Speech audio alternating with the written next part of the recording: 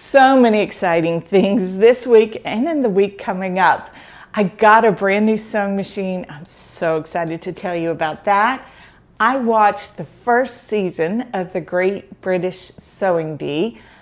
Finally, we can watch it in the US, and I'm getting ready for a sewing competition next week. First, I want to talk about The Great British Sewing Bee. You can watch it in the US, I don't know about Canada, on the Roku Channel. I suspect Canada you could too. Let me know if you can. I finished season 1 and Charlie joined me. He was really interested in it. So it was a fun thing for us to watch together. We're getting ready to start season 2. No spoilers. I'm just in it for the pure joy of sewing. So let's talk about my new sewing machine. If you've been on the channel for a while, you know that my Viking bit the dust. I've been sewing on a Viking since 1998. I'm very comfortable with the machines, and my design of Diamond Royale sewed beautifully. We were a good team. I want to thank everybody who gave me tips on what they found most important in a sewing machine, shopping tips. All of that was very, very welcome. And I think it gave me the insight in how to approach this and then to take the time. Now, at the end of the day, I needed to buy a machine that fit within my budget, that was going to fit with how I sew. But I really took on board some of the comments, and I wanted to make sure that I wasn't just buying something with all the bells and whistles, and maybe I didn't need that. So I sewed on my 1998 Viking 400 for almost a month because I had to wait for the machine to come in. It was ordered for me, and it really taught me a few things. I didn't miss as much the needle threader as I did the automatic tension.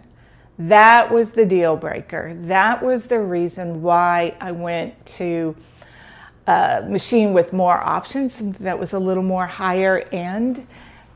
I really do miss that. I sew a lot with knits. I sew a lot, period, but I do sew a lot with knits, and my Viking 400 sews beautifully on cotton. The stitches are perfect, but on knits, even with the walking foot, it was just not happening. That was when I realized that the automatic tension was critical for me. I don't have the time, the patience, the wherewithal to constantly be adjusting tension and testing. You know, some of those things I may have to do, but it would be just quick tweak instead of the laborious actions I was having to take. I even kind of put a halt to some of my sewing projects because I thought this just isn't going to turn out as nice on the machine I was using. Now, if it were cotton all in, it would be great, but I decided that's what I needed. So I was between the Baby Lock Ballad and the Epic Q93, that is a Viking machine, and I was really leaning towards the Epic. It was going to be more comfortable. They were priced similar. The Epic was a little more expensive than the Baby Lock, but what the deciding factor was for me, they are no longer making the Epic 93. If I were to go up to the next level, it was more than twice the cost, and that was not within what I was willing to spend. I didn't think it was necessary. The only feature that the Epic has that the Ballad does not was the laser guide. I wasn't willing to take the risk on a machine that's no longer in production. I was worried about when would I no longer be able to get parts for it. So I went with the Ballad, and I'm very happy with it. I had to order the Ballad. It took a couple of weeks to come in, and right when it came in, we had to go out of town. So I have not had a ton of time to play on it, but I have already repaired one of Charlie's bathing suits.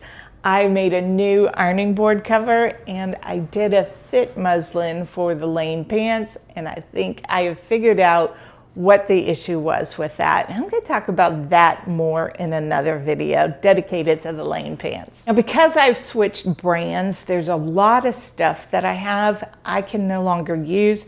I don't want to go into the landfill. So I'm going to be packing up a lot of those items. I'm going to go to 5/8 Seams today. I have a little shopping I need to do, and I'm going to see if any of the employees there would like any of those items. The embroidery unit, since I no longer have a machine with machine embroidery, I've got all the stabilizers that go with it and hoops. It is a huge amount of stuff. I took it out of the sewing room so that I could make room for my new Baby Lock, and I was really surprised how much there was. I shouldn't have been surprised because I've been looking at it for so many years, but it really freed up some space in the storage room. And once I got it out of there, I wanted it gone pretty quickly. I don't want any of this to end up in the landfill, so I'm going to try to pass it along to someone who can use it. And watching the Great British Sewing Bee has me very excited about the competition that I'm going to be a part of in a week. Madi from Madi Sews invited me and Michelle from Michelle Sews Again to be on a team with her for the Montgomery County Fair. We are going to be sewing an outfit. Madi's going to be our beautiful model, and I couldn't be more excited. We don't know what the theme is. That's going to be announced tonight. We will get 10 yards of fabric from G Street Fabrics.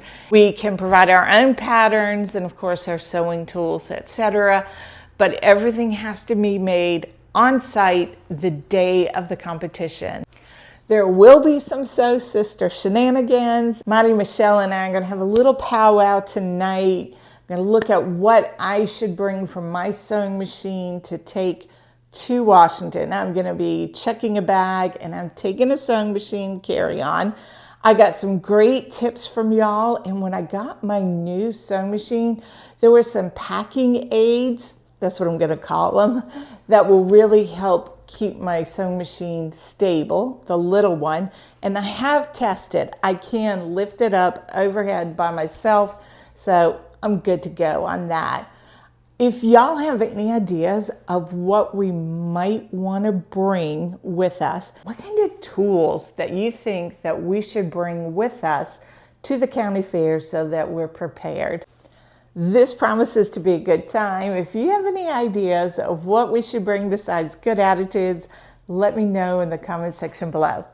The only concrete plan I have for sewing for this coming week is I am making a Creative Maker supply case for my 5-year-old grandson. I've made one for every child as they have entered kindergarten as a welcome to kindergarten gift. He wants bananas, so that's what I'm going to be looking for today at 5/8 Seams. Before I sew anything, I have got to do a big tidy in the sewing room.